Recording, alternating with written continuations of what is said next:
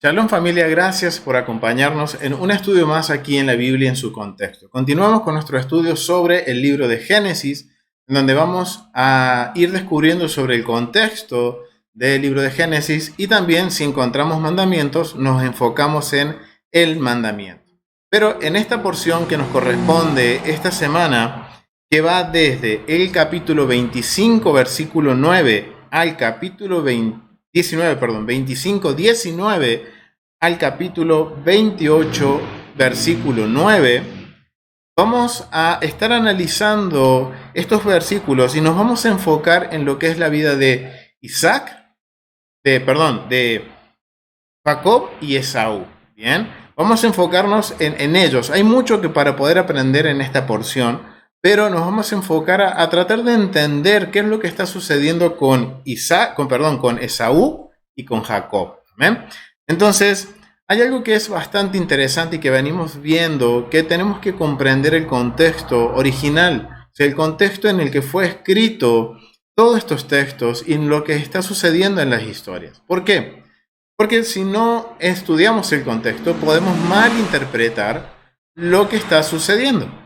Y al malinterpretar podemos sacar falsas conjeturas o decir cosas que no corresponden. Entonces, vamos a enfocarnos en descubrir el contexto dentro de estos capítulos y ver qué podemos aprender y qué podemos aplicar a nuestras vidas, ya que no tenemos un mandamiento para estudiar en esta porción.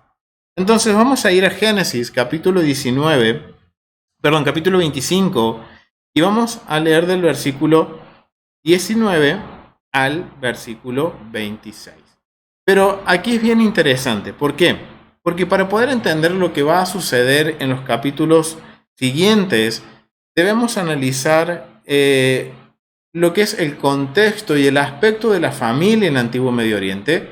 Y también para poder entender lo que va a suceder con Esaú y con Jacob, es necesario que descubramos la conducta familiar. Y es muy interesante porque cuando leemos los capítulos de esta porción, nos va a ir dando algunos detalles sobre los personajes y sobre la conducta dentro de la familia. Y eso nos va a ayudar a entender el por qué en algunos casos se toman algunas decisiones y por qué suceden algunos hechos que quizás para nosotros los podemos ver de una forma que son distintos a lo que se verían de acuerdo al contexto. Entonces vamos al capítulo 25, y vamos a leer del versículo 19 al versículo 26. Comienza la porción. Estas son las descendencias de Isaac, hijo de Abraham. Abraham engendró a Isaac, y era Isaac de 40 años cuando tomó por mujer a Rebeca, hija de Betuel, arameo de Padán Aram, hermana de Labán, arameo.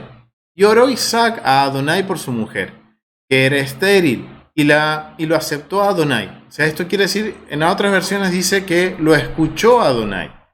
Y concibió Rebeca su mujer. Y los hijos luchaban dentro de ella, y dijo, si es así, ¿para qué vivo yo? Y fue a consultar a Adonai, y le respondió a Adonai. Antes de pasar a la respuesta de Adonai, vamos a analizar aquí un poquito. Aquí nos está mencionando que esta porción empieza con la vida de con la descendencia de Isaac.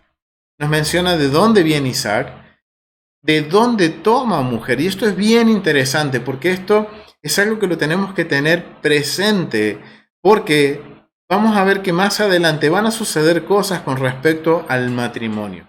Y aquí nos está aclarando que Rebeca era familia de parte de Abraham. Bien, viene de la familia de Abraham, era prima de Isaac, no era hermana, sino que era una prima media hermana, vendría a ser, de Isaac.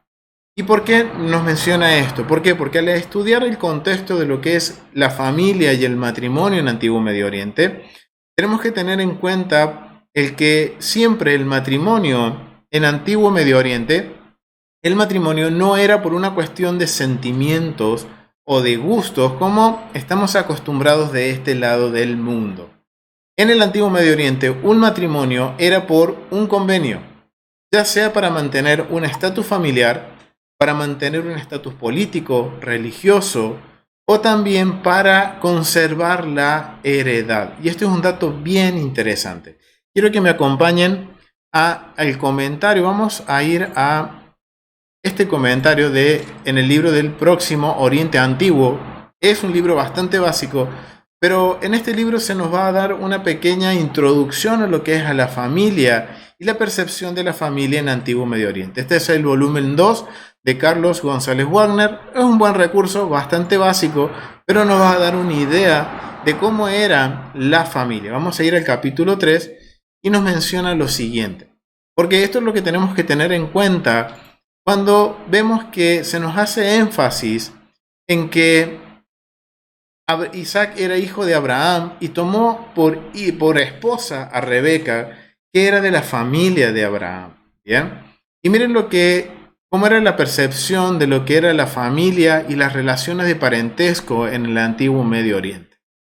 Menciona así el comentarista: como en muchas sociedades preindustriales en el Próximo Oriente Antiguo, la familia constituía para el individuo un marco de referencia fundamental que le asegura la existencia material y la identidad social ante sus semejantes, de tal forma que la situación de alguien sin familia era considerado como sumamente miserable.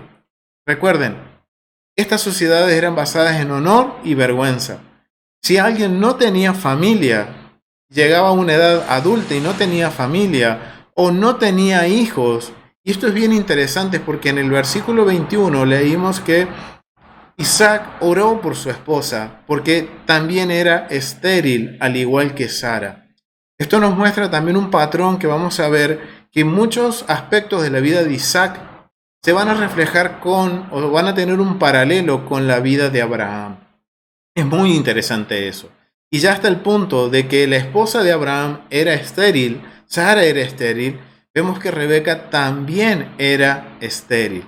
Y eso era algo que miren cómo lo consideraban en el antiguo Medio Oriente. Alguien que no tenía familia, alguien que no tenía hijos, se consideraba como algo de sumamente miserable. O sea, era bien vergonzoso no tener una familia o tener hijos.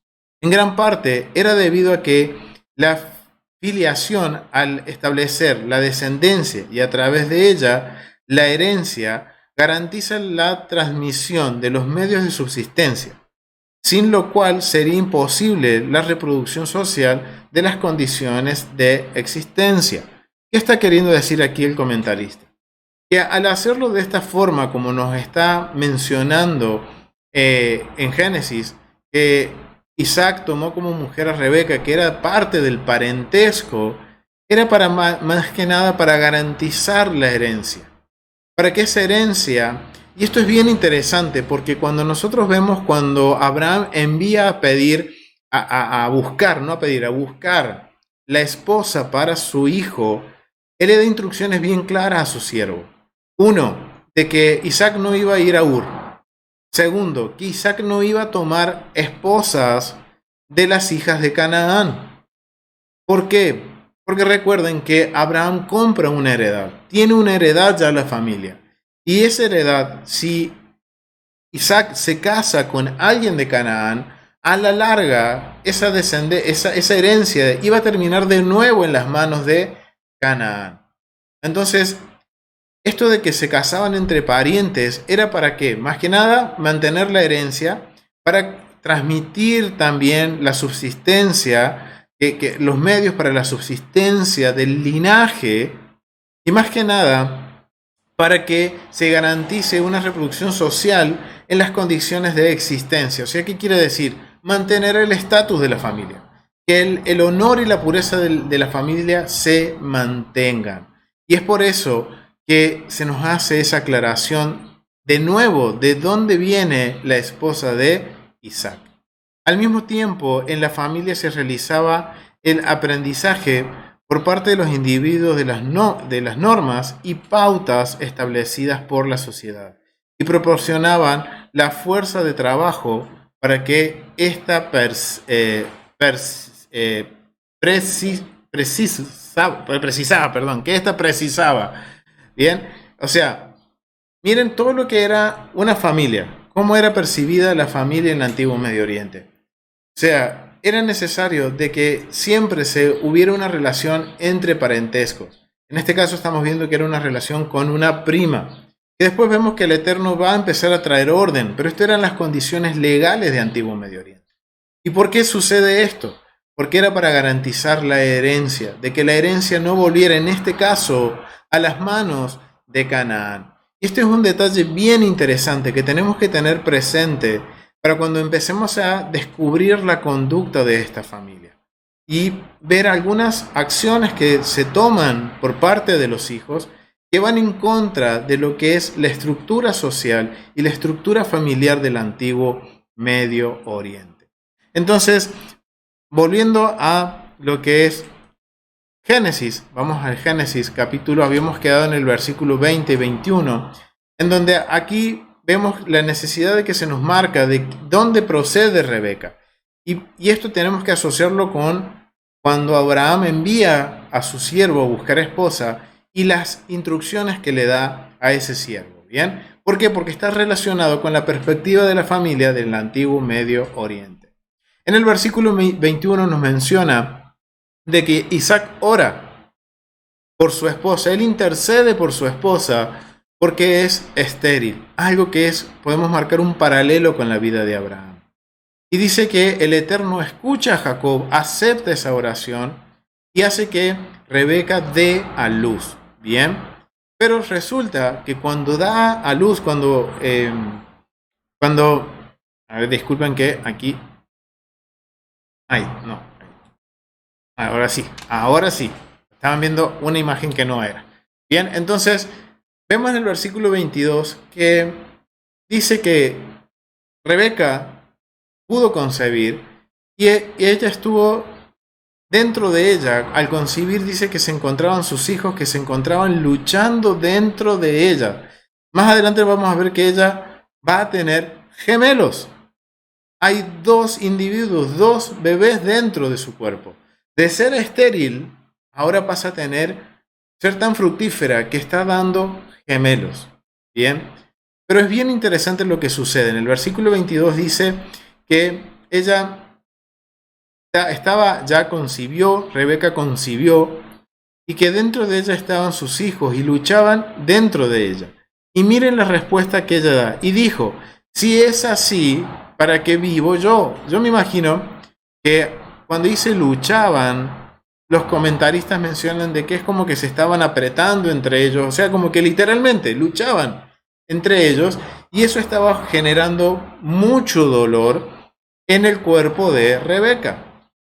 Y miren la reacción que tiene Rebeca. Y dijo, si es así, dar a luz, ¿para qué vivo yo? Y esto, miren familia, ténganlo presente a esto. No nos olvidemos de esta reacción de Rebeca. Miren esa reacción que ella tiene. Sí, está embarazada, tiene gemelos, y yo me imagino que el embarazo de gemelos es bastante complicado. Acá tenemos una hermana que ha tenido 2 gemelitas y ha sido y por lo que el gesto que me hace ha sido complicado, ¿no es cierto, hermana?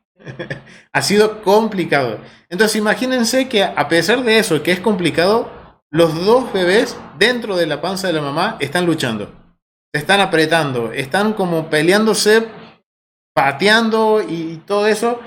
Me imagino que ha de ser mucho dolor, ¿no es cierto, mi hermana? Acá mi hermana, que ya ha pasado por eso, me está diciendo, sí, es así, ¿bien? Pero miren la reacción que tiene Rebeca. Dice, ¿para qué vivo yo? Y fue y consultó a Adonai, y Adonai le da una respuesta. Pero por favor, familia, no perdamos de mente, no nos olvidemos de esta expresión de Rebeca. ¿Por qué? Porque esto va a ser parte de la conducta de la familia de Isaac. ¿Bien? ¿Y cuál es la respuesta que le da Adonai? Dice, 2 naciones hay en tu seno, y 2 pueblos serán divididos desde tus entrañas. El pueblo será más, un pueblo será más fuerte que el otro pueblo, y el mayor servirá al menor. Miren, y esto tenemos que asociarlo con la promesa que recibe Abraham. Bien, está diciendo que dentro de Sara, perdón, de Rebeca, hay dos naciones. Y por eso es la pelea.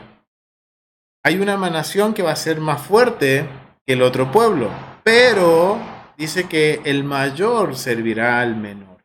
Y esto tenemos que tenerlo en mente porque esto tiene que ver con la promesa dada a Abraham, que fue dada a Isaac. Y vemos que si marcamos la vida de Isaac junto con la vida de Abraham, vamos a ver que hay paralelismo y sucede exactamente lo mismo. Si vemos en la vida de Abraham, Abraham tiene dos hijos, su primogénito que era Ismael y el hijo de la promesa que era Isaac. Pues la diferencia es que en Abraham eran de dos mujeres distintas. Uno era de Agar, la egipcia, el primogénito. El hijo de la promesa venía por Sara. Pero aquí en la vida de Isaac hay un paralelismo también porque tiene dos hijos.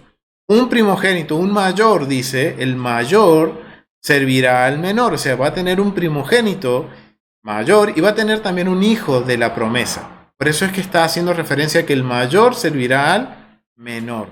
Y esto no tiene que ver con la primogenitura y vamos también a ir un poquito más a fondo con lo que es la primogenitura para poderla entender en el contexto de Antiguo Medio Oriente.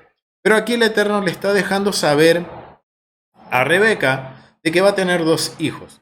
Esos dos hijos van a ser dos naciones y que uno de ellos va a ser, en este caso el menor, el portador de la promesa. Bien, vamos al versículo 24. Cuando se cumplieron los días para dar a luz, he aquí había gemelos en su vientre, un embarazo bastante difícil. Y salió el primero rubio y era de todo velludo como una pelliza. Y llamaron su nombre Esaú. Después salió su hermano, trabada su mano al calcañar de Esaú, o sea, trabando su mano en el talón de Esaú. Y fue llamado su nombre Jacob. Y era Isaac, miren a qué edad Isaac tiene hijos.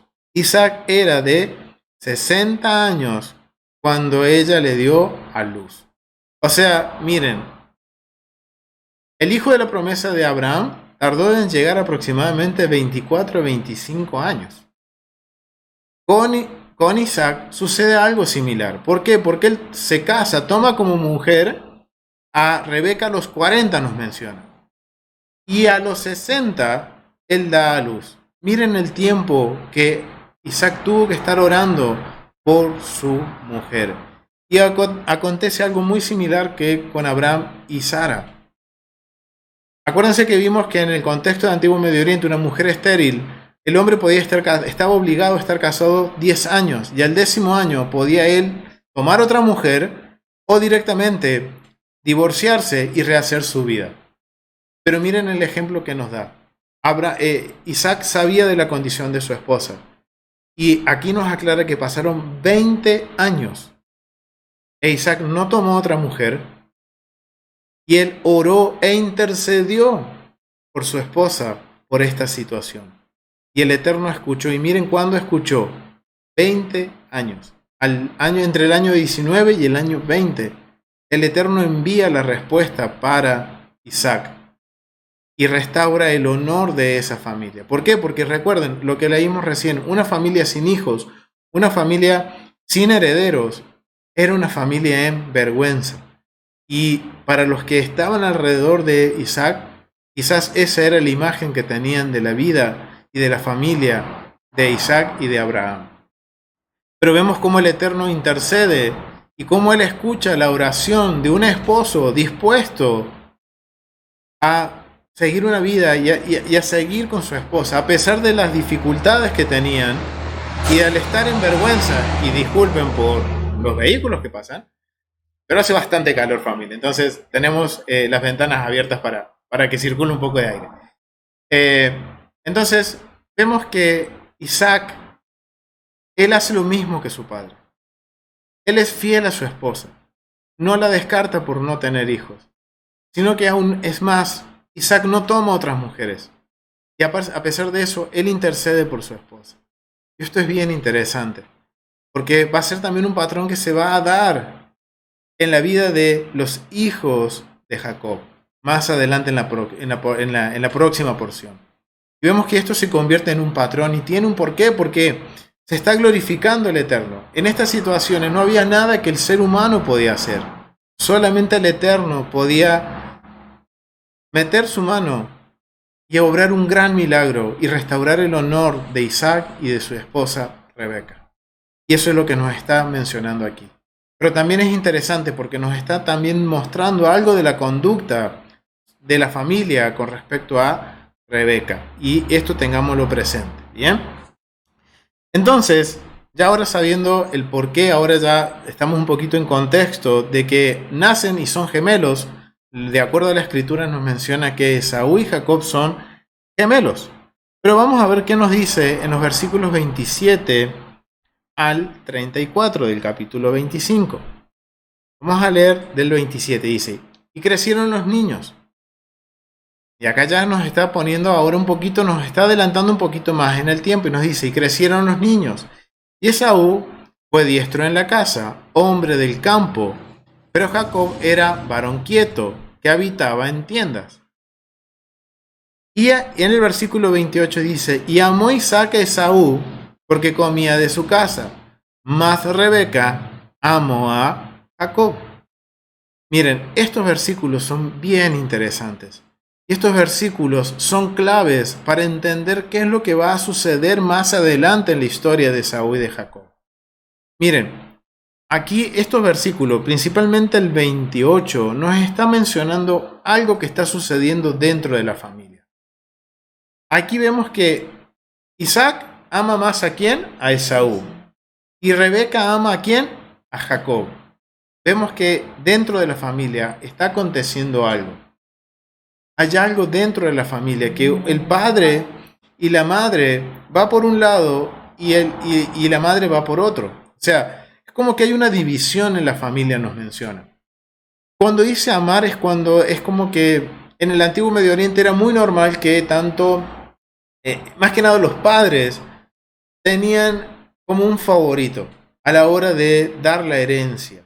Miren, vamos a leer lo que dicen los comentaristas sobre esto con respecto al antiguo Medio Oriente. Vamos a ir al comentario de John Walton, que es el que estamos usando como base. Dice, versículo 28, el papel de la madre en las decisiones sobre la herencia. Y esto era algo que se registra que pasó en los textos ugaríticos. Dice, un contrato cananeo de Ugarit contiene una situación en la que el padre permite a la madre que escoja al hijo que reciba un trato preferencial en la herencia.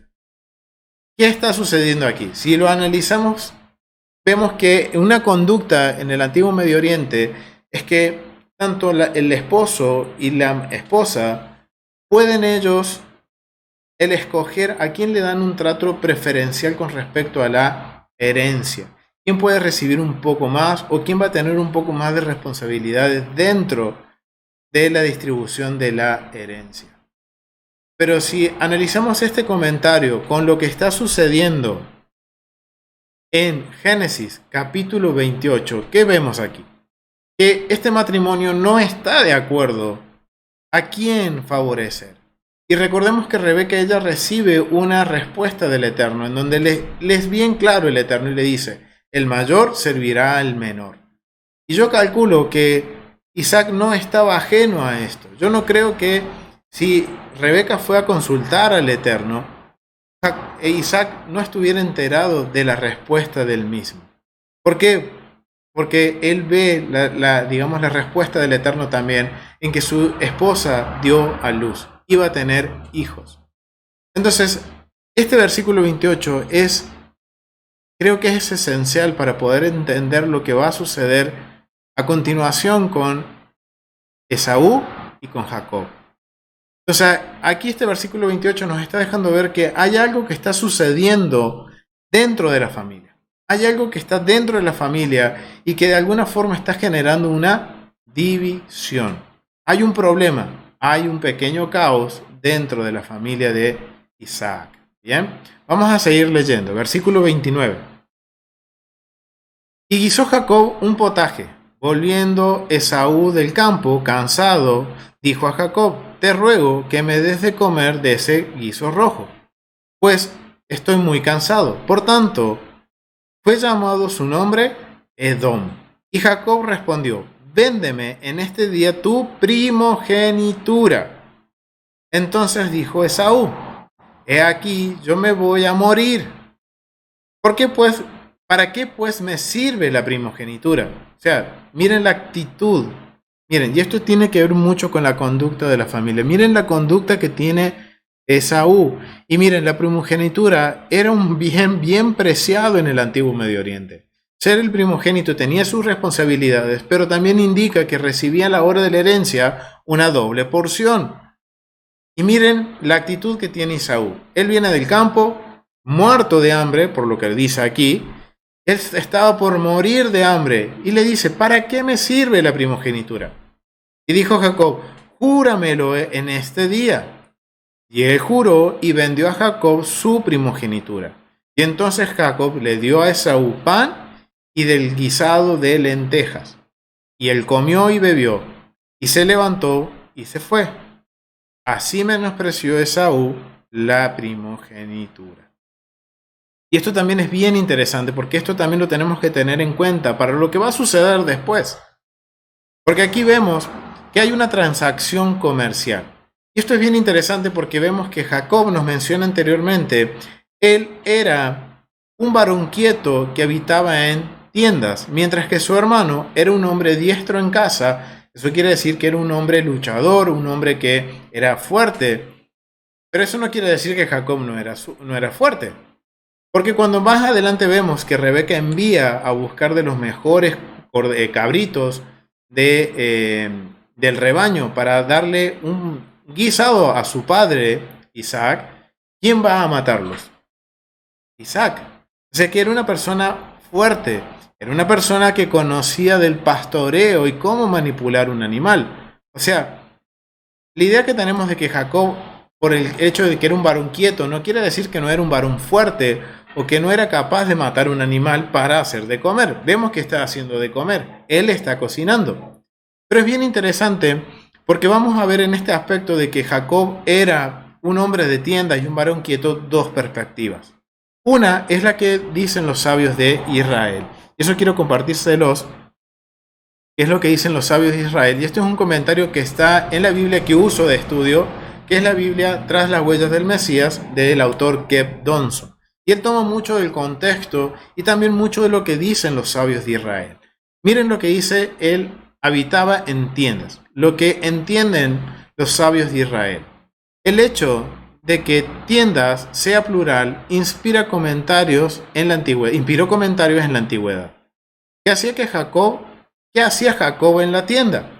Jacob aprendía a escribir, pero Esaú no. Miren lo que entendían los sabios de Israel al conocer el contexto, que las tiendas eran como lugares de estudio. Dicen que Jacob aprendía a escribir, pero Esaú no, porque era un hombre de campo.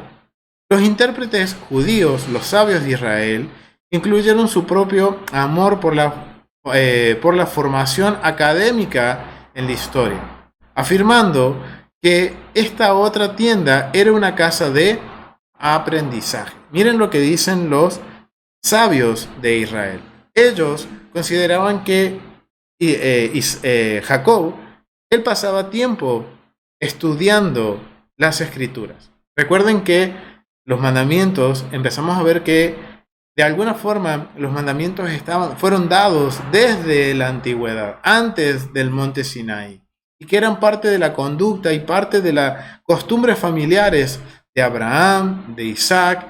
Y ahora vemos que Jacob, de estos dos hijos, Jacob se inclinaba más al estudio, de acuerdo a lo que dicen los sabios de Israel. Que cuando vemos en el contexto, no es algo que fuera tan descabellado pensarlo. Puede estar en lo correcto. ¿Por qué? Porque miren, dentro del antiguo Medio Oriente, vamos a ir al capítulo 3 del libro que estamos viendo del Próximo Oriente Medio, y habla sobre la educación de los hijos. Y esto es bien interesante. Me gustaría compartirlos porque es un poco lo que tiene que ver con la educación y lo que ¿Por qué los sabios de Israel entienden de que Jacob se dedicaba al estudio? Vamos al 3, capítulo 3, párrafo 4. Esta es la página 90. La página 90. Rápido. Aquí. Listo. Aquí. Acá está hablando sobre la educación de los hijos. Aquí. La crianza y educación de los hijos. Capítulo 3, 4, 2. Y miren lo que menciona sobre lo que es respecto a la educación. La educación era estricta y muy rígida para ambos sexos. O sea, tanto niños y niñas debían estudiar en el antiguo Medio Oriente. Si bien en el ámbito campesino parece detectarse una mayor permisibilidad. O sea que dentro de las comunidades, digamos, de campo o la gente de campo en el antiguo Medio Oriente, era muy posible de que los hijos no eran tan exigidos a ir a estudiar, sino que se los inculcaba más a que trabajaran en el campo, ¿bien? Pero miren lo que dice: las familias poderosas, aquellas que pertenecían a la élite social y contaban con abundantes recursos, mandaban a sus hijos varones a la escuela de los templos para que se convirtieran en escribas y funcionarios de la administración. En algunos lugares, como en Ur, Babilonia y otras ciudades importantes, existían también escuelas privadas para los hijos de los nobles y los altos dignatarios, asegurando el mantenimiento de la posición privilegiada de los grupos sociales dirigentes. Los hijos de los campesinos o de los modestos artesanos no podían acceder a tales conocimientos. Para sus padres resultaba más valioso ayudarlos en el taller o en el campo. O sea, ahora vemos por qué en el campo o los hijos de los artesanos no iban a la escuela. Era caro, pero también era más útil que ese niño o niña ayudara en las tareas del taller y en el campo. Todo ello explica la tendencia general a que los hijos ejercieran el mismo oficio o el trabajo de su padre, lo que suponía un importante factor de apuntalamiento en el orden social. Bien, ¿por qué les leo esto? Porque la interpretación que le dan los sabios de Israel va muy de acuerdo también a lo que es el antiguo Medio Oriente. Y si nosotros analizamos la familia de Abraham y la familia de Isaac, vemos que era una familia poderosa y con grandes recursos. Entonces, es muy posible, es muy probable que Jacob fuera a estudiar y estudiara de acuerdo a como nos mencionan los sabios de Israel, y que Esaú fuera más al campo, más a las tareas de campo, y que su padre lo apoyara más porque había cierta flexibilidad en el antiguo Medio Oriente cuando una familia era nómade y vivía en el campo. Situación la que está sucediendo acá en este momento con Isaac, con Rebeca, con Jacob y Esaú. Bien, pero esa es una perspectiva. La otra perspectiva, vamos a leer aquí en el contexto de Kev Thompson, más relacionada a lo que tiene que ver con el contexto cultural. Y miren lo que dice: Jacob coció un guisado. Es de suponer que el episodio del guisado tuvo lugar lejos de la casa, porque de otro modo Esaú hubiera apelado a sus padres. Jacob no era cazador, de modo que sería inusual en él que estuviera solo en el campo. O sea, y esto tiene que hacernos un poquito de ruido. ¿Por qué? Porque cuando vemos que está esta transacción entre los dos hermanos, hay un juramento. Y si hay juramento, tiene que haber testigos. Y si Esaú estaba en el campo, quiere decir que Esaú no estaba solo. La tarea en el campo de caza en la antigüedad no se hacía solo. Disculpen, porque...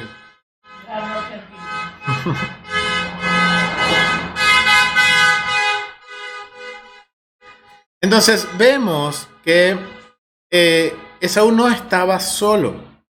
Esaú no estaba solo. Pero miren lo que dicen los comentaristas de acuerdo al contexto. Dice: era caso de modo que sería inusual de que estuviera solo en el campo.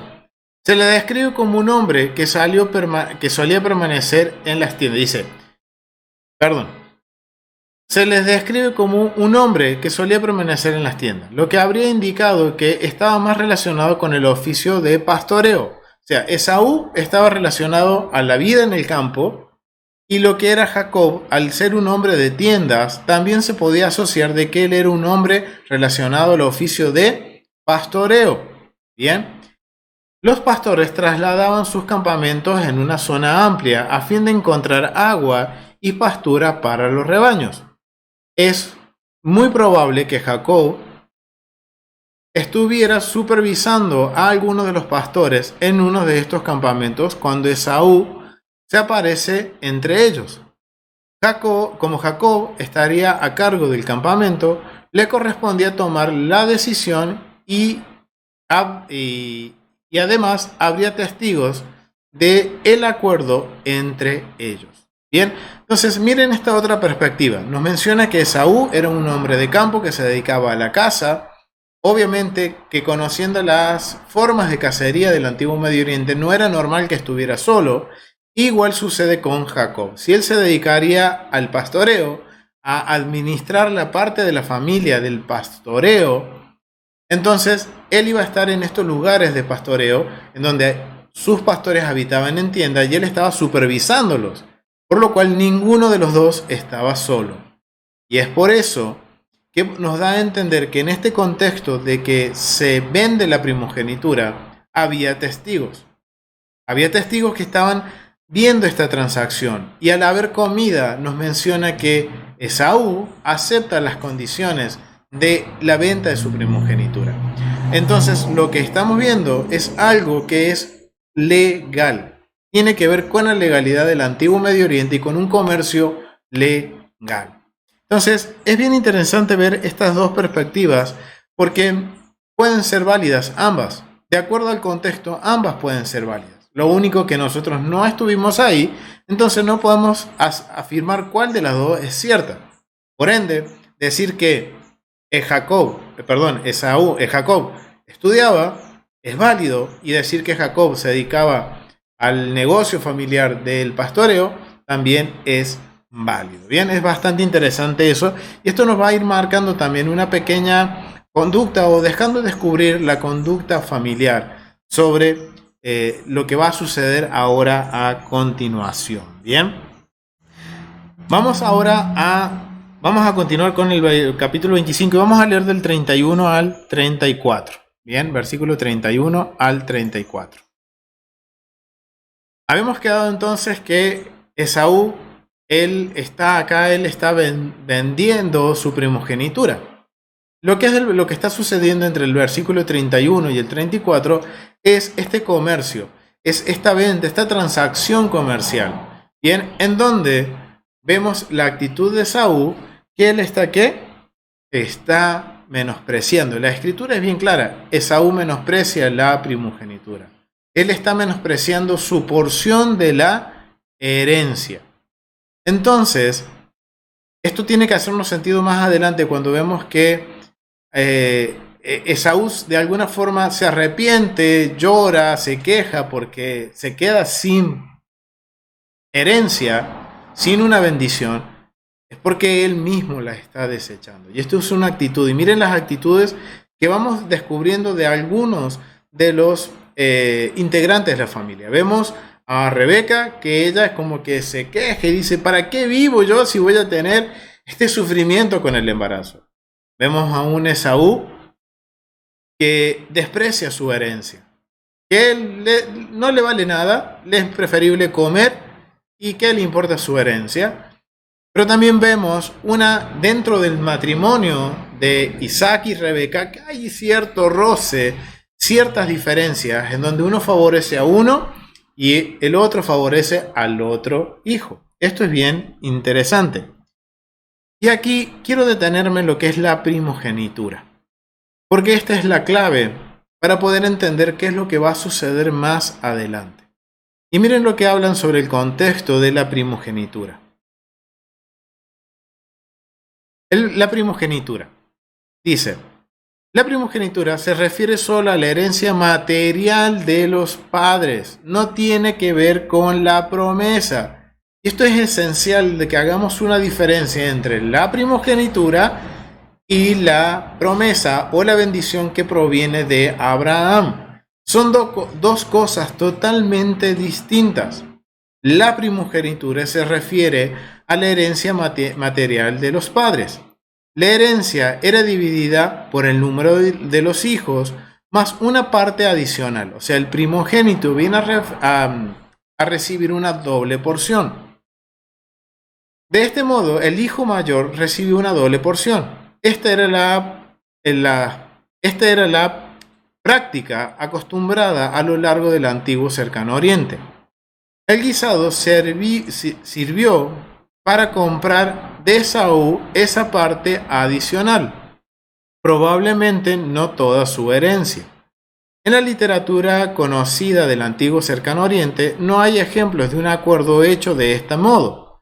Lo más cercano está en los materiales legales de Nusi, donde un hermano vende a otro de sus hermanos una propiedad que ya había heredado correctamente. O sea, lo que está sucediendo, acá vemos que quizás no es tan literal lo que sucedía con Jacob y Esaú, sino que hay un registro de un hermano vendiendo parte de su heredad a su otro hermano. ¿Qué es lo que está sucediendo con Jacob y Esaú?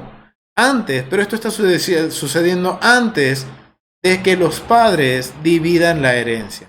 Y ya Jacob, él adquiere de su hermano la primogenitura. Y esto es bien interesante y esto es bien importante, familia, que tengamos claro que la primogenitura tiene que ver con cuestiones materiales y responsabilidades dentro de la familia.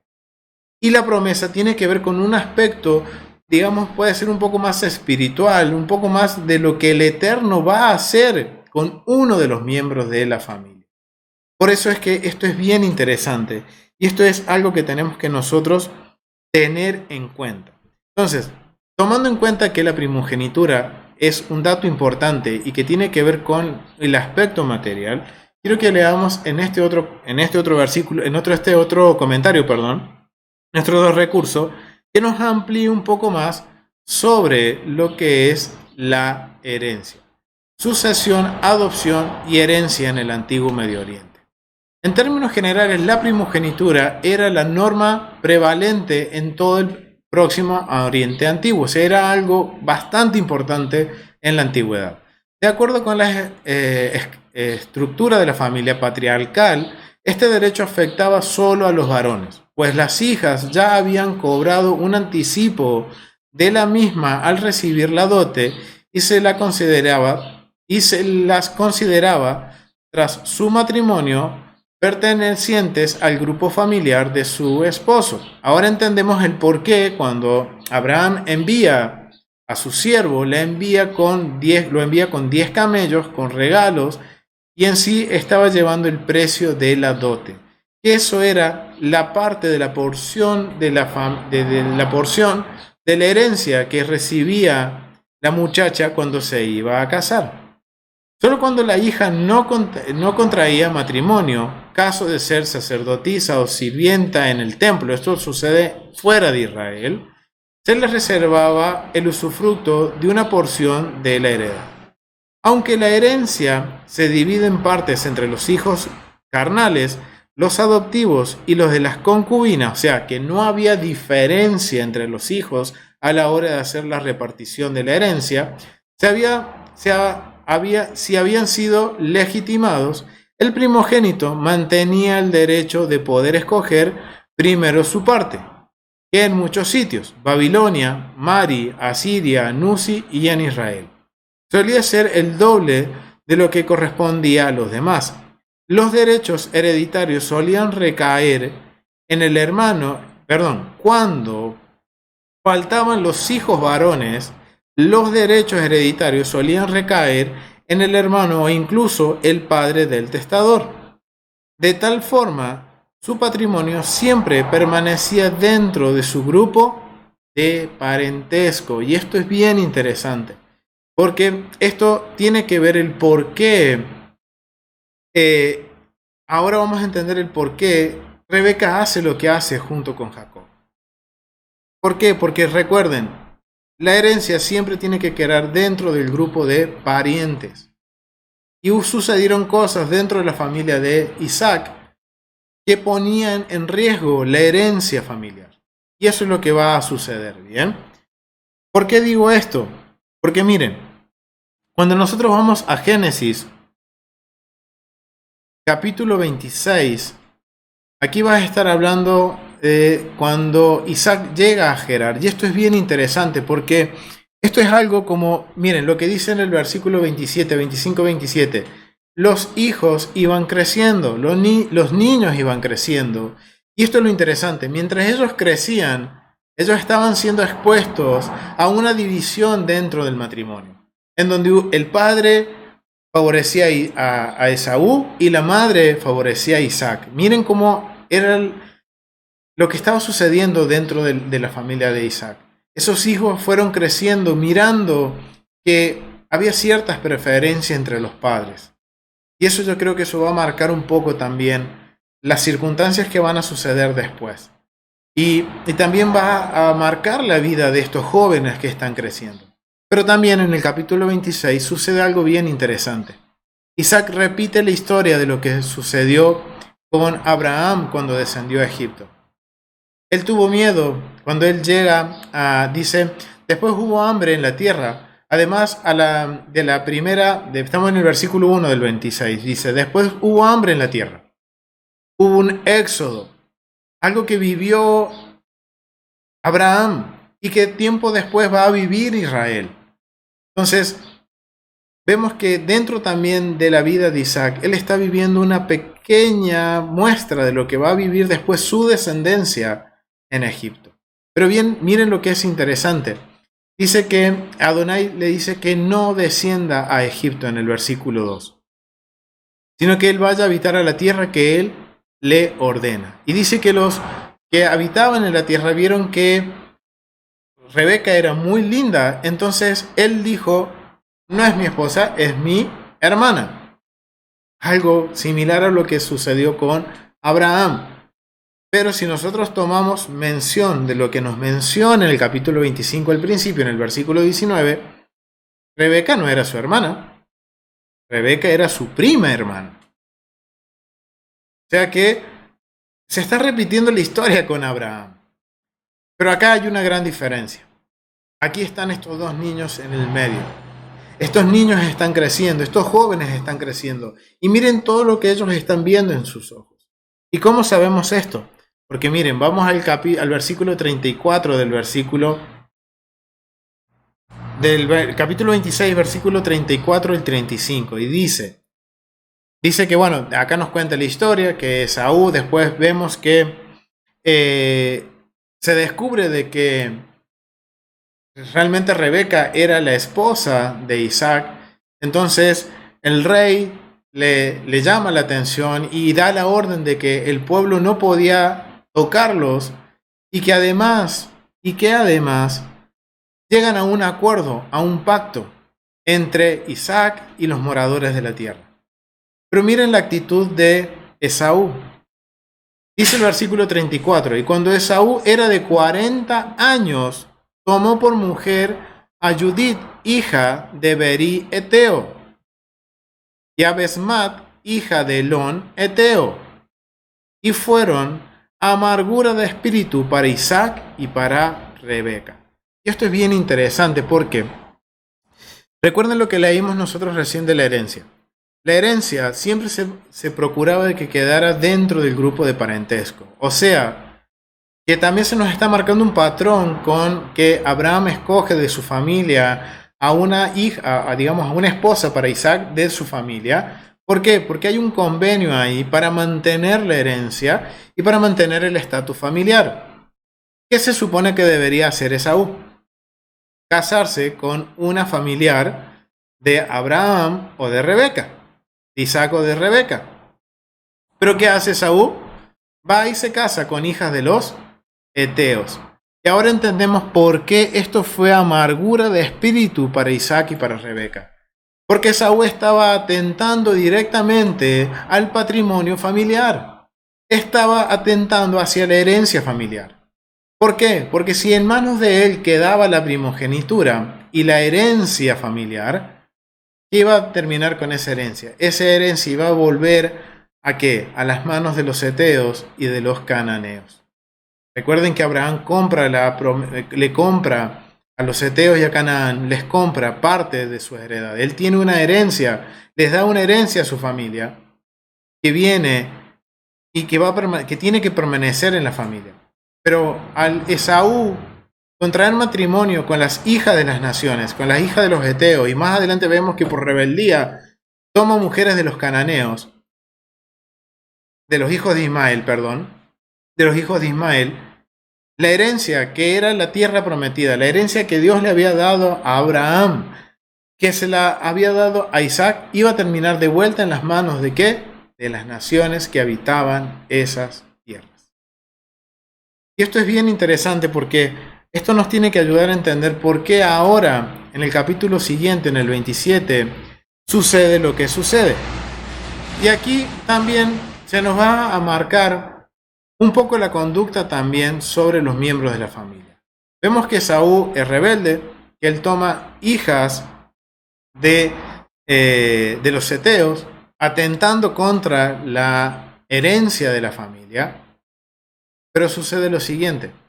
Capítulo 27, en el versículo 1 al versículo 4 nos menciona que dice que aconteció después de eso, aconteció que cuando Isaac envejeció, y miren que lo que hizo Esaú era una amargura para Isaac y para Rebeca.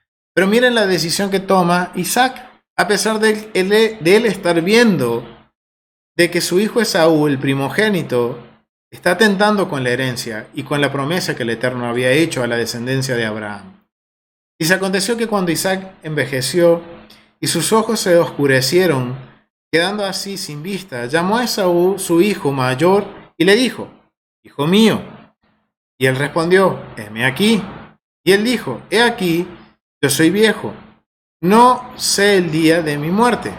Toma pues ahora tus armas, tu aljaba y tu arco, y sal al campo y tráeme caza. Hazme un guisado como a mí me gusta, y tráemelo. Comeré, para que yo te bendiga antes de morir. Y Rebeca estaba oyendo cuando hablaba Isaac a Esaú, su hijo, y se fue Esaú al campo para buscar la caza que había de traer. Bien, y esto a mí me llamó mucho la atención, porque en el versículos 34 y 35 del capítulo anterior nos menciona que Esaú toma una mala decisión, afectando el patrimonio familiar, y que esto llega a ser una amargura literalmente para Isaac y para Rebeca. Pero miren la actitud de Isaac. Él, a pesar de ver que su hijo había cometido una mala decisión y que esa mala decisión iba a afectar en la herencia y el patrimonio familiar y el convenio que se venía haciendo en el matrimonio de que toda la herencia permaneciera en el parentesco de Abraham, Isaac decide bendecir a su hijo de igual manera. Y dice que Rebeca oyó. O sea, aquí Isaac también está tomando una mala decisión. Obviamente que lo que va a suceder ahora no va a justificar a Rebeca de que también tome una mala decisión. Pero esto nos va a ayudar a entender por qué Rebeca reacciona de la forma que reacciona, toma la decisión que toma y involucra a Jacob. Porque si ahora entendemos que la herencia debe de quedar en el parentesco, y Esaú, al ser el primogénito y al casarse con personas que no están dentro del convenio, dentro del parentesco, esa herencia iba a terminar en manos de los heteos o de los hijos de Ismael, como vamos a ver más adelante. Entonces, ¿qué hace Rebeca? Y esto no la justifica. No justifica que haya sido lo correcto. Pero ella, ¿qué está haciendo? Ella está intercediendo por el patrimonio familiar.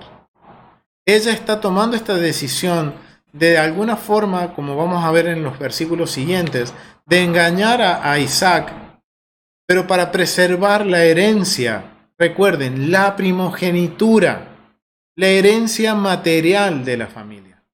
Porque Esaú no estaba haciendo lo correcto. Y vemos que ahora Rebeca está tomando las cartas, está tomando las decisiones que el padre debía de tomar. Esaú no debía haber sido bendecido, ni siquiera de Isaac hubiera tenido que salir de su boca de que iba a bendecir a su hijo Esaú, sabiendo de que él estaba tentando contra la primogenitura. Esto nos da a entender que como que a Isaac como que le importó muy poco de que su hijo Esaú haya tomado mujeres de las cananeas, de las heteas, ¿bien? Entonces, ahora Isaac está tomando una decisión. Y al escuchar Rebeca, su esposa, la decisión, ¿qué hace? Vamos al versículo 6. Entonces Rebeca habló a Jacob su hijo diciendo: He aquí yo he oído a tu padre que ha hablado con Esaú tu hermano, diciendo: Tráeme casa y hazme un guiso para que coma y te bendiga en presencia de Adonai antes que yo muera. Ahora pues, hijo mío, obedece mi voz en lo que te mando. Este vocabulario es que nos muestra que Rebeca está tomando las cartas en el asunto. Ella está tomando la rienda de la familia. Cuando Isaac no debía bendecir a Esaú por las decisiones que tomó, él decide hacerlo de voluntad propia. Pero Rebeca es consciente de lo que está por hacer Esaú va a perjudicar la herencia familiar. Y por eso ella dice que Jacob escuche su voz y que haga lo que ella va a decirle. ¿Y qué es lo que ella va a proponerle? Ella va a hacer de que engañen a Isaac para que la bendición, ¿y cuál es la bendición que debía recibir Esaú? La primogenitura. O sea, que la bendición de la primogenitura quede en manos de Jacob. ¿Por qué sucede esto? Recuerden, hubo un comercio. Jacob compra la primogenitura y yo creo, como toda mamá, estas cosas que habían sucedido entre sus hijos no estaban ocultas. Yo calculo que toda mamá sabe qué es lo que entre sus hijos hablan y traman entre sí. No hay nada que se les oculte a una madre. ¿O no es cierto, hermano? No hay nada. De lo que sus hijas hablen entre ellas, usted sabe lo que están tramando. ¿Ah? Por lo menos lo intuyen. Tienen ese sexto sentido las mamás que se dan cuenta cuando uno está haciendo alguna travesura con el hermano y se dan cuenta y viene y ponen la corrección. Bien, ¿qué es lo que está haciendo Rebeca? A mi entender, de acuerdo a lo que estamos viendo en el contexto y en la conducta de la familia, ella sabía lo que estaba sucediendo. Ella seguro tenía conocimiento de lo que había sucedido con Isaac y con Jacob con la venta de la primogenitura. Con Jacob y Esaú. Entonces, ¿ella qué va a hacer? Toma el mando y ella decide ahora que se engañe a Isaac. ¿Bien? Vamos a ver lo que dice. Dice, ahora pues versículo 9. Y ve ahora el ganado y trae de allí los buenos cabritos de las cabras y haré de ellos vianda para tu padre. Come como a él le gusta. Bien, esto es lo que yo les mencionaba antes. Jacob era un hombre fuerte, era un hombre que sabía manejar los animales y es muy probable que él también se dedicara a la parte, aparte de estudiar, como dicen los sabios de Israel, también se dedicara a la ganadería, se dedicara al pastoreo. Entonces, aquí ella toma la decisión de decir, vamos a nosotros a hacer ahora ese guisado para tu padre. Versículo 10. Y tú las llevarás a tu padre y comerá, para que él te bendiga antes de su muerte. Miren cuál era la intención de Rebeca, de que Jacob se quedara con la bendición que le correspondía a Esaú. ¿Y cuál era la bendición? La primogenitura. No es lo mismo que la promesa. Y cuando nosotros ahora leemos la promesa, o sea, la bendición que recibe ahora Jacob suplantando a Esaú, es una bendición material. Es una bendición material. Le está dando la bendición de la primogenitura. No le está dando la promesa. le está dando la primogenitura. Quizás sí, el medio no fue el más indicado. Esto no es para justificar a Rebeca de que hizo lo correcto. No hizo lo correcto, porque vemos que todo esto después trae consecuencias tanto para Isaac, para Rebeca y para Jacob. Pero esto es como sucede algo similar como sucedió con Sara. Sara, al ver de que ella no podía dar hijos, ¿qué hizo? Quiso ayudar al Eterno, quiso ayudar a que se cumpliera esa promesa. Y tomó una decisión de voluntad propia que era legalmente correcta de acuerdo al contexto cultural, pero delante de Dios no era lo correcto. Pues aquí está sucediendo algo similar con Rebeca y con Jacob. Bien, están haciendo algo para que la bendición quede en manos de... Para los ojos de Dios no era lo correcto. Bien, pero si lo vemos dentro del contexto, era correcto de que Jacob se quedara con la primogenitura. ¿Por qué?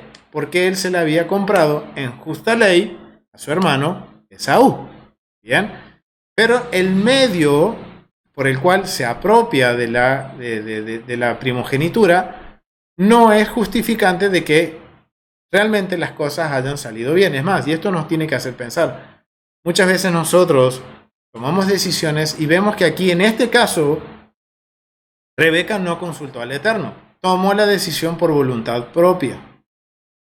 Y esto es algo que nos tiene que hacer pensar a nosotros también hoy en día.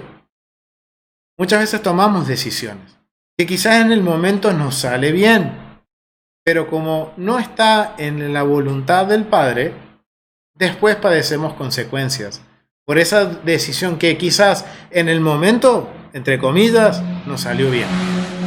Pero después vienen las consecuencias. ¿Por qué no fuimos al Padre y consultamos al Padre qué debíamos de hacer?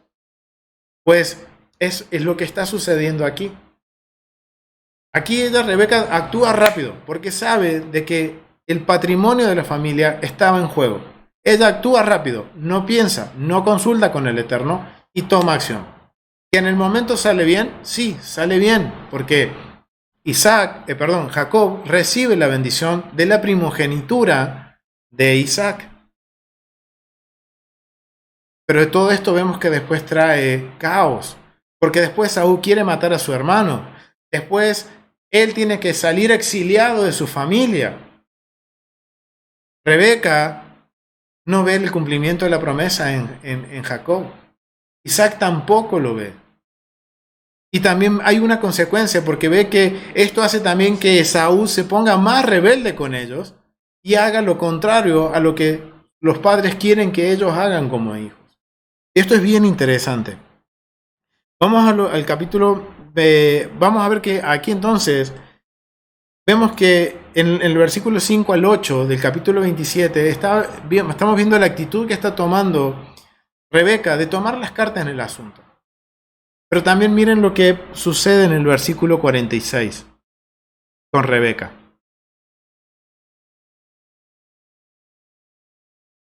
Vamos a leer del versículo 41. Y aborreció Esaú a Jacob por la bendición con que su padre lo había bendecido. O sea, vemos el caos. Después de lo que sucede, vemos que Esaú, ahora esta decisión que tomó Rebeca, que quizás era la correcta para salvar el patrimonio familiar y que se cumpliera lo que habían negociado entre los hermanos, pero vemos que esto no estaba en la voluntad del Eterno. Entonces esto trae ¿qué?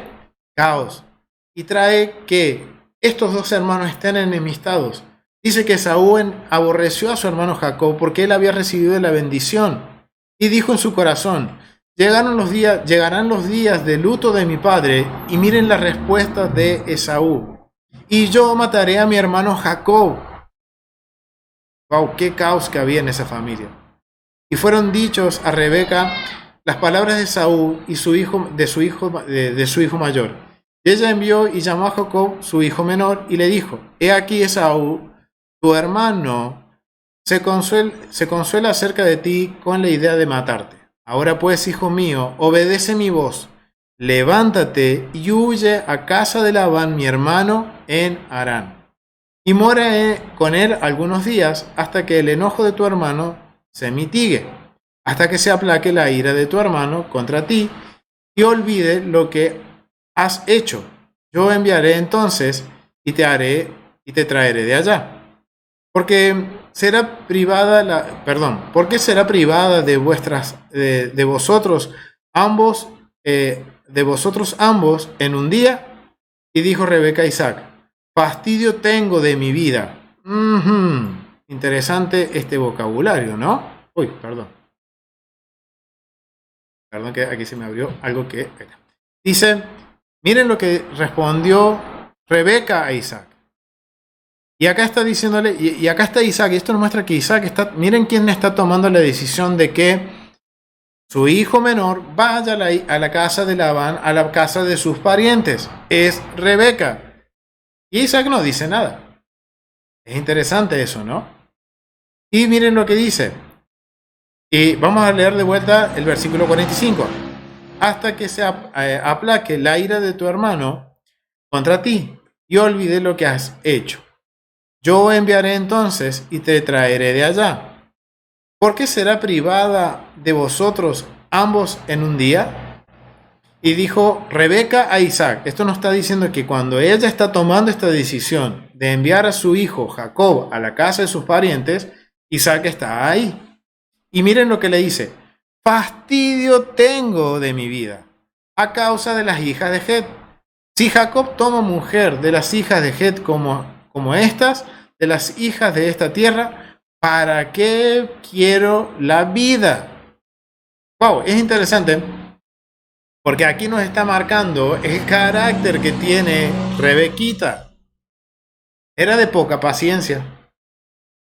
Miren lo que dice: fastidio tengo de mi vida. Y termina el dicho que le está diciendo a Isaac con lo mismo que ella respondió en el capítulo 25, versículo 22, cuando sus hijos estaban peleando dentro de sus vientres. ¿Para qué vivo yo? ¿Para qué quiero la vida? O sea, tenía una actitud de que ante las circunstancias difíciles, ella lo primero que quería hacer era quejarse y decir: ¿para qué nací? ¿Para qué vivo? ¿Para qué quiero seguir viviendo así si el parto va a ser tan doloroso? ¿Para qué quiero seguir así lidiando con las malas consecuencias de mis hijos? O sea, ¿qué salía de la boca de Rebeca? Quejas. Miren lo que está saliendo: fastidio tengo de mi vida. ¿Para qué quiero la vida? O sea, es la misma expresión que estaba usando en el capítulo 25, versículo 22. Y esto es bien interesante porque nos está mostrando de que ahora... Esto nos está mostrando de que cuál fue el motivo por cual Rebeca, ella tomó esta decisión de engañar a Isaac y de que se cumpliera de alguna forma la transacción que habían hecho sus hijos sobre la primogenitura. Porque ella sabía, ella era consciente de que había un patrón que tenía que seguir, que sus hijos no se podían casar con cualquier mujer fuera del parentesco. Porque si ellos hacían eso, eso traía vergüenza a la familia. Primero, porque estaban rompiendo un convenio. Y el matrimonio en la antigüedad, recuerden, era un convenio. Iban a ser una familia que no tenía palabra.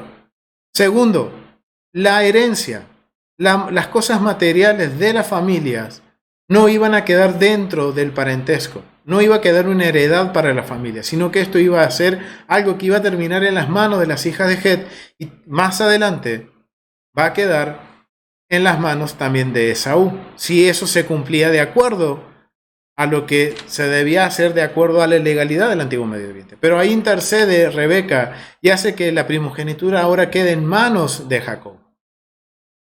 Ahora entendemos que lo que está sucediendo en esto del engaño a Isaac no tiene nada que ver con la promesa, porque justamente ahora viene con respecto a la promesa. ¿Y cuál es la promesa que tiene que llegar a las manos de Jacob? Vamos a volver al capítulo 26 y vamos a leer los versículos 2 al 5. Y esta es la promesa que vamos a ver que es la misma promesa que recibe Abraham, que también es recibida por Isaac. Y aquí se la recuerda el Eterno a Isaac cuál es la promesa. 26, versículo 2. 26, versículo 2, y dice: Y se le apareció a Adonai y le dijo: no desciendas a Egipto, habita en la tierra que yo te diré.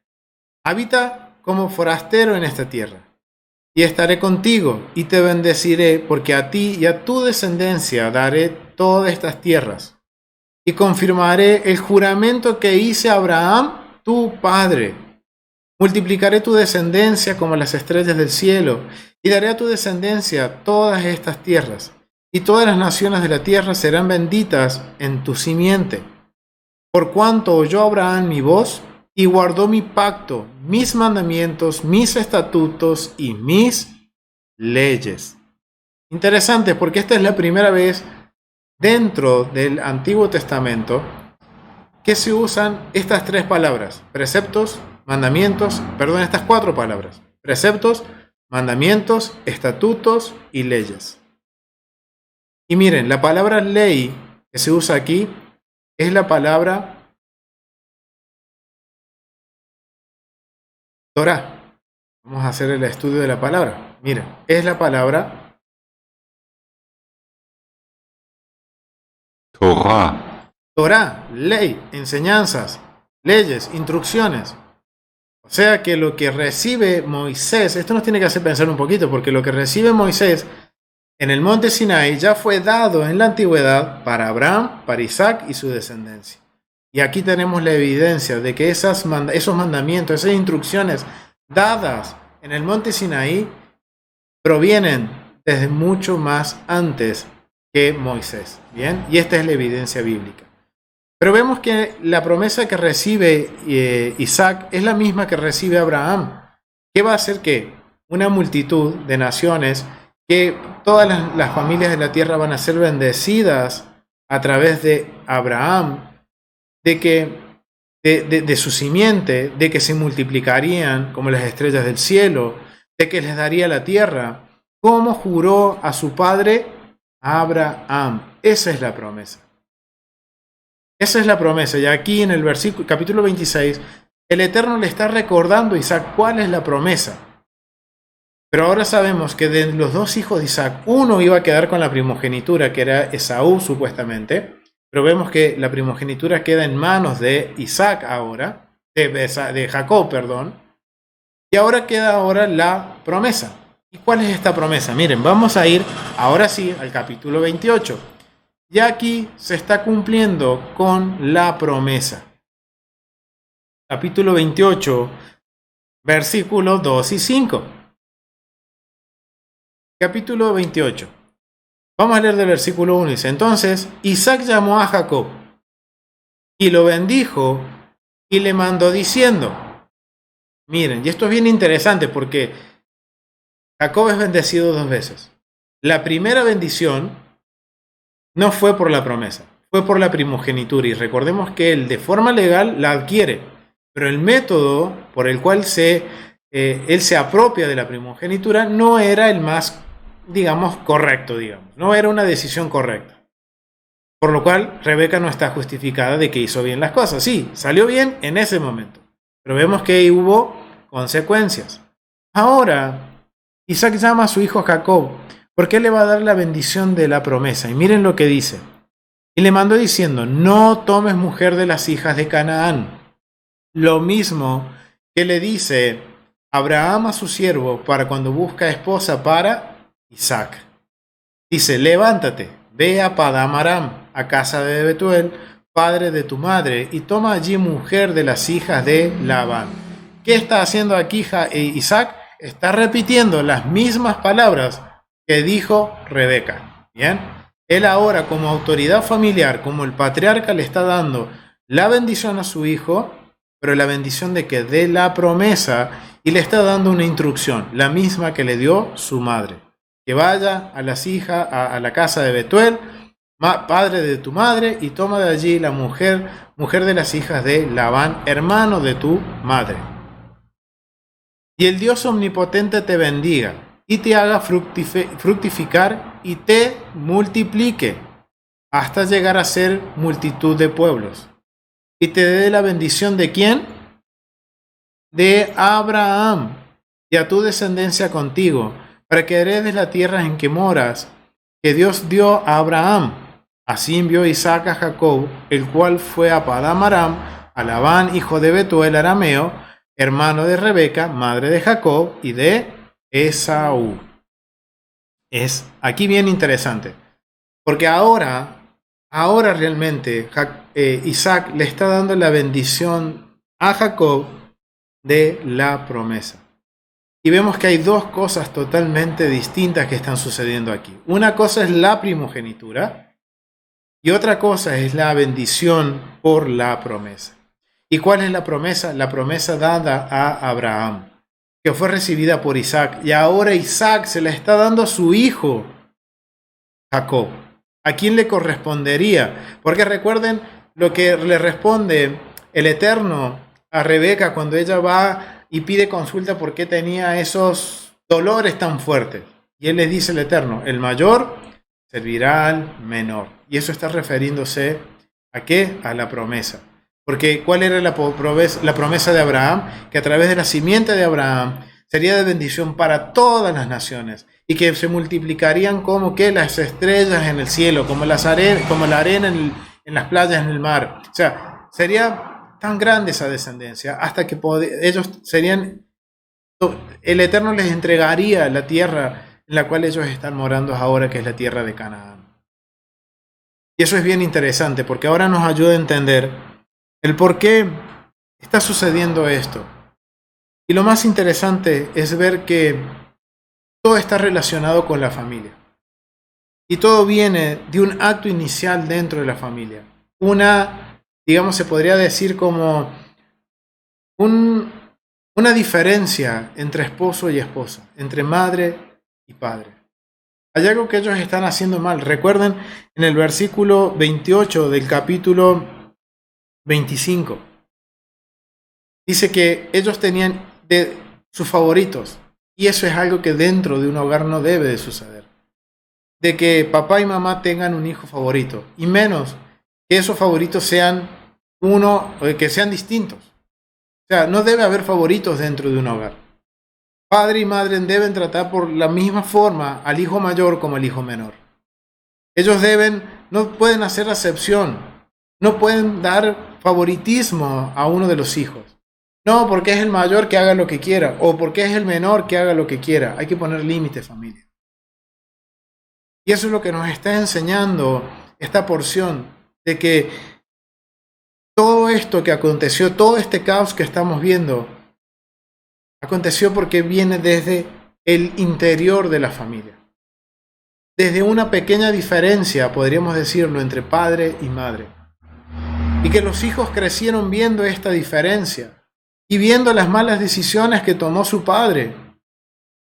Y seguro que eso en la educación de un niño va generando también su conducta, va formando la conducta del niño. Si un niño no se le pone límites, su conducta va a ser totalmente distinta a uno que sabe vivir de acuerdo a las normas y condiciones que su padre y su madre le establecen. Y es bien interesante ver esto de que esta historia termina de la siguiente forma. Y esto está todo relacionado con la familia. Y miren cómo termina el capítulo 28, versículos 6 al 9.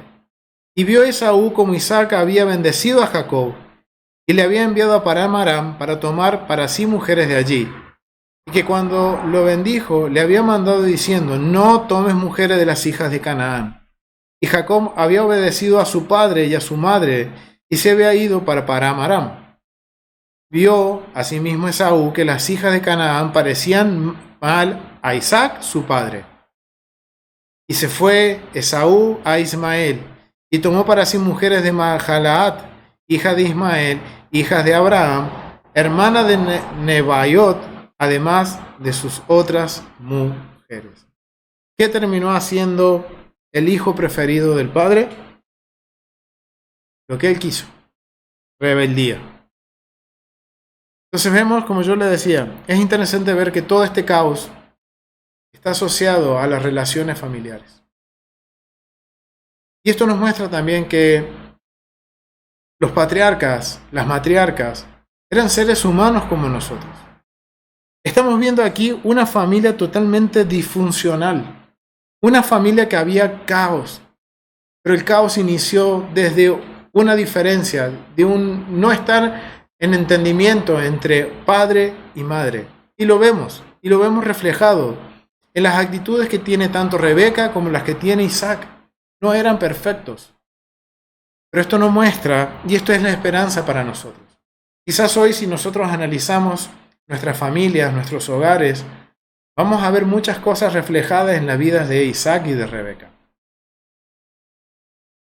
Y esto es para nosotros la esperanza, porque el Eterno tomó una familia disfuncional. Y a pesar de que era una familia disfuncional, el Eterno usó eso para cumplir su promesa a Abraham. Ahora está en nosotros, ¿de qué vamos a hacer?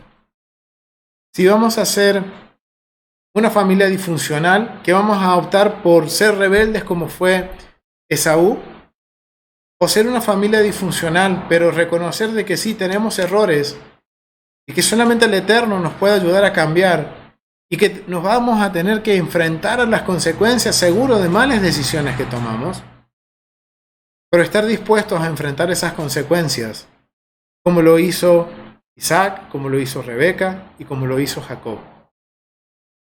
Miren, ya es bien interesante porque Jacob recién va a volver a ver, y lo vamos a ver en las porciones que vienen, a su hijo Jacob ya a punto de morir, a sus 180 años. Él no vio todo lo que vivió Jacob. Isaac no pudo, podemos entender que Isaac no pudo disfrutar de sus nietos, de ver la promesa cumpliéndose en Jacob. Pero eran consecuencias que ellos tenían que lidiar. Lo interesante es que el caos siempre empieza desde adentro. Y en una familia empieza desde la relación esposo-esposa. Y eso afecta la educación de los niños.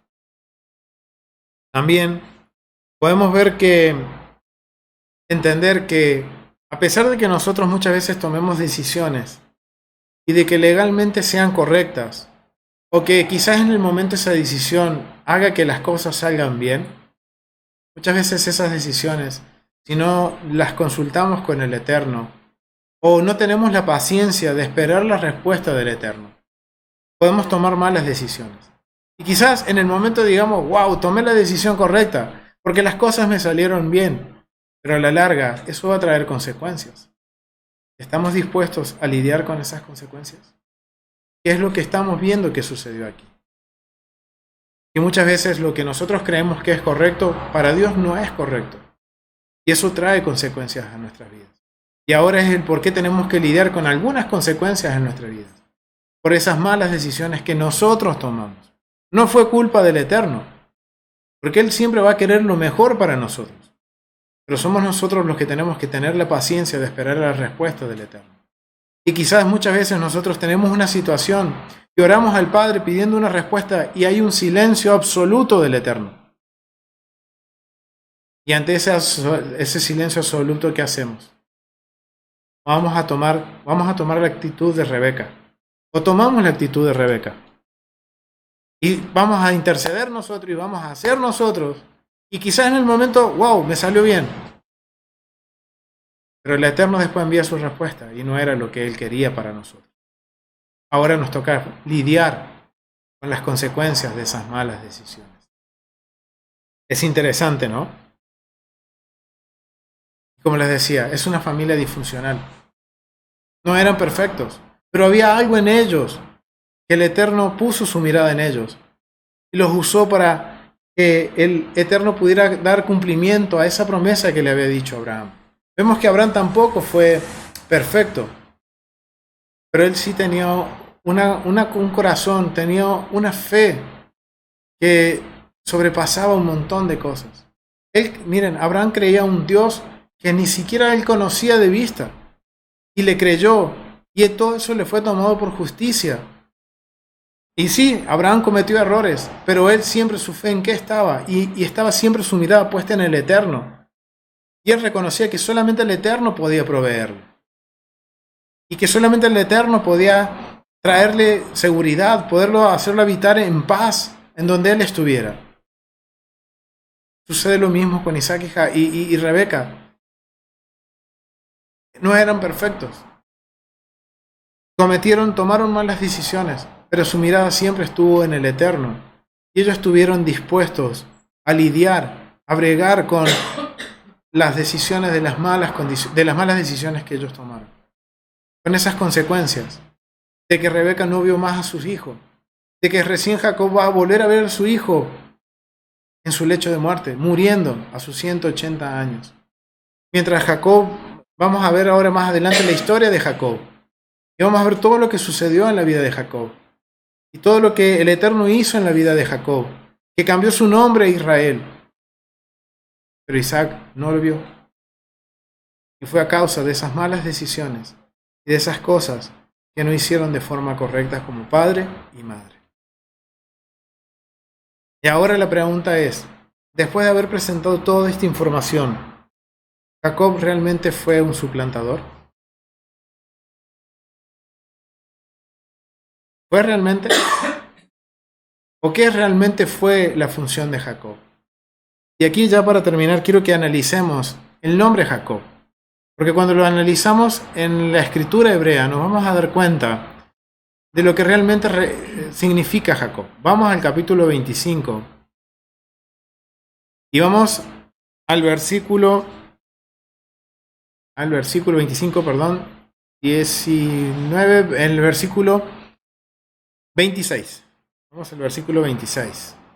Vamos al versículo 26, sí, 26. Dice, después salió su hermano, trabando su mano del calcañar de Saúl, y se llamó su nombre, y fue llamado su nombre Jacob. Nosotros hemos entendido y hemos comprendido, analizando a grandes rasgos la historia de Jacob y Esaú, de que Jacob fue un suplantador. Y sí, el nombre puede darnos a entender en el hebreo que es un suplantador. Pero es bien interesante porque los comentaristas no se casan con esa o no dicen que es 100% cierta esa visión del nombre o de la función de Jacob. Ellos, al analizar lo que es el nombre de Jacob, miren, al hebreo, es la palabra Jacob. Vamos a ir al diccionario Strong y vamos a ver qué significa el nombre Jacob, de acuerdo a lo que es el significado hebreo del nombre. Aquí. Jacob viene de la palabra 6:17, que es tomar por el talón. Es decir, suplantador. Eso es lo que significa Jacob. Es decir, y está entre paréntesis porque es como un supuesto, es un decir suplantador. Pero en sí Jacob significa el que toma por el talón. Pero dice que esta palabra viene de la raíz de la 6:17, que es akab. Raíz primitiva, propiamente hincharse significa. Usada solo como, a ver si no se lee, si se lee ahí. ¿Se lee? Acá. Dice, acá, raíz primitiva, propiamente hincharse, usada solo como denominación de la 16-19. Es otra palabra, o sea que se usa con esa otra palabra, atrapar por el talón. Figuradamente, circunvalar, como si fuera haciendo tropezar los talones. También restringir, como si fuera sosteniendo por el talón. O sea, lo que estamos viendo aquí es un juego de palabras. ¿Por qué? Porque si vemos nosotros que fue llamado Esaú por sus características físicas, recibe su nombre. Jacob recibe su nombre, pero no estaba definido por la función. Acuérdense que también los nombres en el Antiguo y Medio Oriente determinan la función de la persona. Entonces, vemos que hay un juego de palabra aquí. Que Jacob puede significar suplantador, pero también está significando que es el que toma el talón y viene de la raíz primitiva akab, que significa también restringir. O sea, viene a ser uno que va a poner límites, va a poner parámetros. O sea que realmente, ahora teniendo el contexto de todo lo que vimos, de lo que sucedía en la familia y de por qué, de acuerdo a lo que nos dice la Escritura, entender lo que está sucediendo dentro de la familia, ¿Jacob fue realmente un suplantador?